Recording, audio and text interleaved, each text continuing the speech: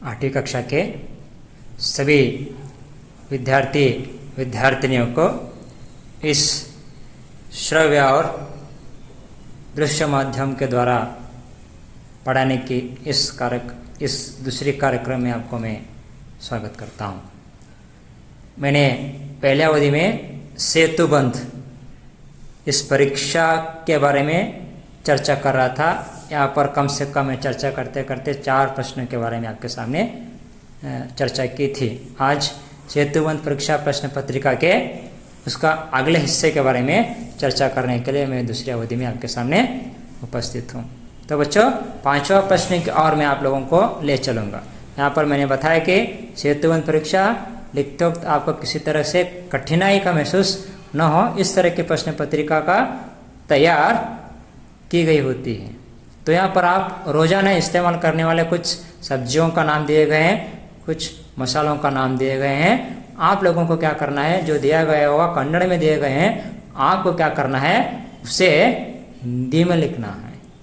तो मैं सब्जियों के नाम और यहाँ उसके बाजू में आपके मोबाइल के पर्दे पर कन्नड़ में लिखे हुए कुछ शब्द दिखाई दे रहे हैं। एक एक मैं पढ़ते जाऊँगा और हिंदी में उसका अर्थ समझाते जाऊँगा। सही, आप गौर से सुनते जाना। तो मूलंगी को खास तौर पर मूली के नाम से पुकारते हैं हिंदी में, मूली। बीटरूट चुकंदर, बीटरूट को चुकंदर से पुकारते हैं। तो टोमेटो को टमाटर, वही रुड़ीकाई को बीन्स, तो भेंडेकाई को भेंडी। सही है, भेंडीकाई को भेंडी पुकारते हैं तो इरुली को प्याज। गौर करो बच्चों, दोबारा मैं दोहरा रहा हूँ। सही है, भेंडीकाई भिंडी, इरुली प्याज, आलूगड्डे आलू, कोतंबरी सೊಪ್ಪು कोतमीर। सही है। तो आगे देखिए यहाँ पर जीರಿಗೆ जीरा, मेनसु काली मिर्ची, मेंते मेथी।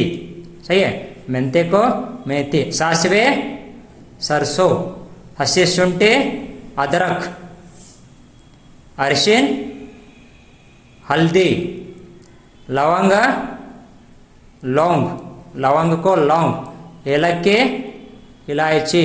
वैसे ही बदनेकाई बैंगन, ಮೆಣಸಿನಕಾಯಿ मिर्च, ಏಲಕ್ಕಿ इलायची, केसरी, एಣ್ಣೆ तेल। यहाँ पर नहीं है, 9 दिए गए हैं, 10वां नहीं है। कहाँ पर, मसाला पदार्थों में। सही है। तो बच्चों गौर कर रहे होंगे, मैं अभी तक आपको बताया कि कुछ सब्जियों का नाम और सब्जियों में खाना पकाते वक्त इस्तेमाल करने वाले कुछ मसाले पदार्थों के नाम भी आपके सामने मैंने प्रस्तुत किया। तो मैं बच्चों आगे बढ़ूंगा। तो देखिए आपके मोबाइल के स्क्रीन पर अगला प्रश्न आ रहा है कि 6वां प्रश्न, नीचे लिखे शब्दों के लिए वर्ग में से एक पर्यायवाची शब्द तथा एक विलोम शब्द ढूंढकर लिखना है। यानी एक कॉलम में कुछ शब्द दिए गए हैं और दूसरे कॉलम में दिए गए शब्द के समानार्थक या दूसरा अर्थ देने वाले शब्द या पर्यायवाची शब्द लिखना है। साथ ही साथ उसी शब्द के अपोजिट वर्ड यानी विलोम शब्द भी आपको लिखना है। यानी यहाँ पर दिए गए शब्द के विलोम शब्द और पर्यायवाची शब्द आपके मोबाइल की स्क्रीन पर ऊपर आ रहा, उसके अर्थ भी है, आपको ढूंढ कर लिखना है। देखो फर्स्ट वन पुरस्कार शब्द है, आपको लिखना है कि पुरस्कार का पर्यायवाची, पुरस्कार का पर्यायवाची जो शब्द होता है, समानार्थक शब्द जो पुरस्कार यानी इनाम, पुरस्कार का जो शब्द होता है इनाम, उसका विलोम शब्द होता है तिरस्कार। विलोम शब्द जो होती है तिरस्कार। तोड़ना, इसका समानार्थक शब्द होता है चूर चूर करना। सही है, समानार्थक शब्द। और विलोम शब्द होता है तोड़ना जोड़ना। आपके मोबाइल के स्क्रीन पर ऊपर हैं कुछ शब्द दिए गए, देखो इनाम, जोड़ना, अच्छाई, खोना, जवाब, मित्र, दुश्मन, होशियार, निर्मल, भूमि, सवेरा, बुराई, शाम, तिरस्कार, चोर चोर करना, आसमान, प्राप्त करना, प्रश्न, मूर्ख, अपवित्र। ये पूरे क्या है, अपोजिट वर्ड्स भी हैं, समानार्थक शब्द भी है। आपको क्या करना है, सिर्फ देकर लिखना है। तो थर्ड वन, भलाई। सही है, भलाई का समानार्थक अच्छाई। सही है, भलाई का समानार्थक होगा अच्छाई या पर्यायवाची होगा अच्छाई। इसका विलोम होगा बुराई। बुराई। आकाश, आसमान। आकाश का आसमान हुआ तो अपोजिट जो होगा भूमि या धरती। पाना, प्राप्त करना। पाना यानी प्राप्त करना, विलोम शब्द खोना। सवाल, सवाल का अर्थ है प्रश्न। सही है, इसका विलोम शब्द का अर्थ होगा उत्तर। आपके इसमें मिलेगा आपको उत्तर या जवाब। दोस्त, मित्र, सखा, विलोम शब्द दुश्मन। वैसे बुद्धिमान, होशियार, इसका अपोजिट मूर्ख। वैसे पवित्र, समानार्थक निर्मल। सही है, विलोम अपवित्र। सुबह, सवेरा। सही है, इसका विलोम शब्द शाम। तो विश्वास करूँगा बच्चों, यहाँ पर किसी तरह की दिक्कत होने की आवश्यकता नहीं है कि जो है आपके मोबाइल की स्क्रीन पर आ रहा है। मैं आगे बढ़ूँगा। इन संख्याओं को हिंदी में लिखिए। मालूम है संख्या है 1/4, 1 1/2, 1/2, 3/4। सही है, 2.1/2। इसे क्या कहते हैं हिंदी में, गिनती के रूप में आधा आधा करके दिए गए। 1/4 को 1/4 भी कहा जाता है, नहीं तो पाव भी कहा जाता है। 1/2 इसे आधा भी कहा जाता है, आधा। 1/2 यानी आधा। 3/4 पौधा, पौना कहा जाता है। 1/1/2 इसे ढेर कहा जाता है, ढेर। उसी तरह से 1/3/4 1/2। गौर करो, 1/2। 2.1/2 ये 2.5 कहा जाता है। सही है, तो मैंने बताया पाव, आधा, पौना, 1/2, पाव, आधा, पौना, ढेर, 1/2 और 2.5। सही है, आगे बढ़ूंगा।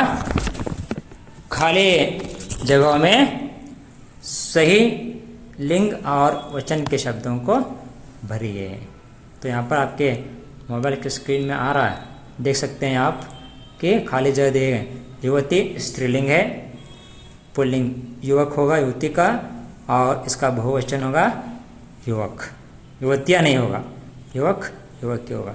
तो वहाँ पर खाली जगह भरना है। सेम लड़की, लड़की जो स्त्रीलिंग है, पुल्लिंग होगा लड़का, बहुवचन होगा लड़के। दूसरे शब्द का बहुवचन हमको लिखना है, दूसरे शब्द का बहुवचन आपको लिखना है, लड़के, लड़का, लड़के। तीसरा वन, घोड़ा, पुल्लिंग है तो स्त्रीलिंग घोड़ी, घोड़ी या घोड़िन, घोड़ी या घोड़िन, और बहुवचन होगा घोड़े, बहुवचन होगा घोड़े। तो स्त्रीलिंग में वाहन दिए गए हैं, पुल्लिंग भाई बहुवचन भी भाई होगा। सही है, भाई का भाई होगा। नेक्स्ट, बच्चा पुल्लिंग, वहाँ पर बहुवचन दिए गए हैं बच्चे, बच्चा पुल्लिंग, बच्चे स्त्रीलिंग। सही है। चूहिया स्त्रीलिंग, पुल्लिंग में चूहा, बहुवचन में चूहे। गौर करो बच्चों, समझता हूँ कि आप गौर कर रहे हैं।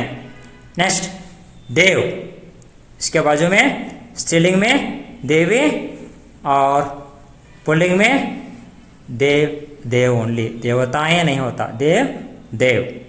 नेक्स्ट, बहुवचन, बहुवचन छात्र दिए गए हैं, उसका पुल्लिंग छात्र ओनली, और यहाँ पर स्त्रीलिंग में यू हैव टू राइट छात्रा, त्रा नाम, छात्र, त्र के बाजू और एक लकीर खींचना, जो विद्यार्थिनियां कहलाएंगे छात्रा बनेंगे। सही है, और पुल्लिंग में छात्र बनेगा और बहुवचन रूप में छात्र ही रहेगा। तो विश्वास कर रहा हूँ कि बच्चों जो आपको सेतुबंध के बारे में, जो प्रश्न पत्रिका के बारे में आपके सामने में चर्चा कर रहा हूँ, वो आपके सामने में रख रहा हूँ।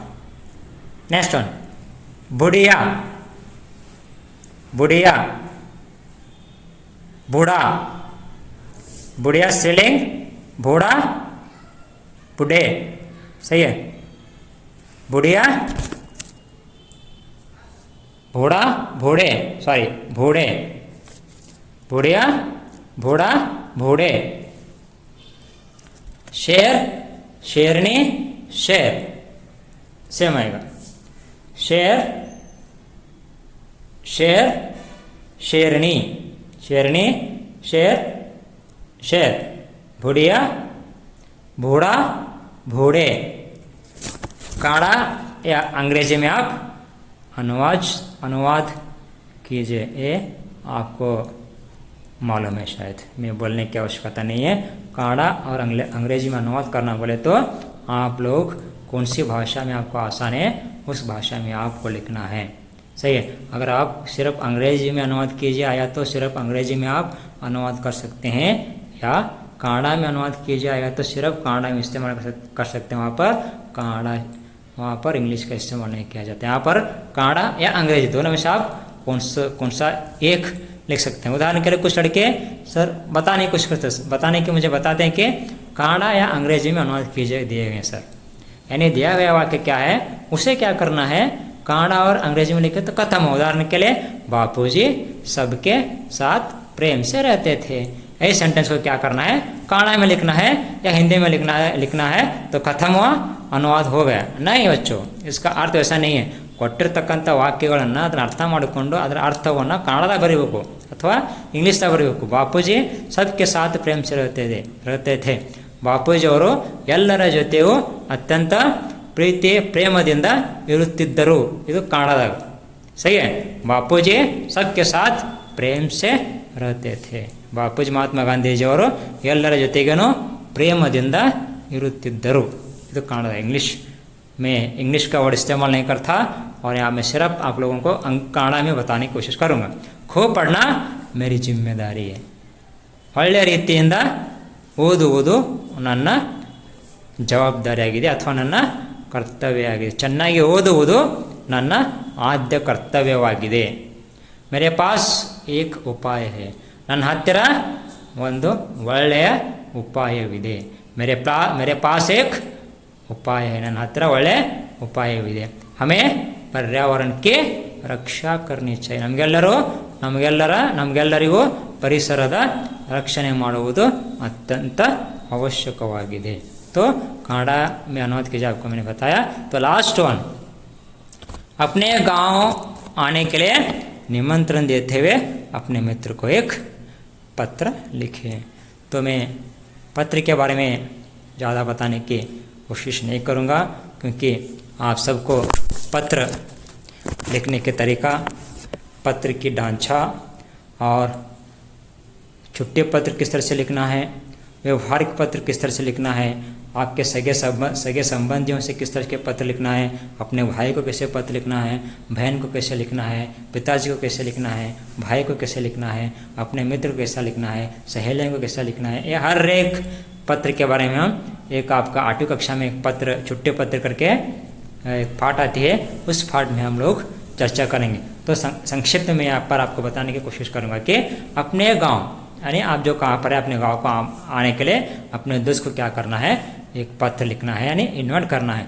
तो आप लिखते वक्त प्रेषक लिखना है, यानी आप पत्र को किसे भेज रहे हैं, उनका एड्रेस आपके राइट साइड में, पत्र के राइट साइड में लिखना है, लेफ्ट साइड में नहीं बल्कि राइट साइड में, यानी आपका पता। प्रेषक यानी फ्रॉम आपसे, प्रेषक अंतर पत्र भेजने वाला का पता लिखना है। तो वहाँ पर क्या करना है, आपका पता। For example अबक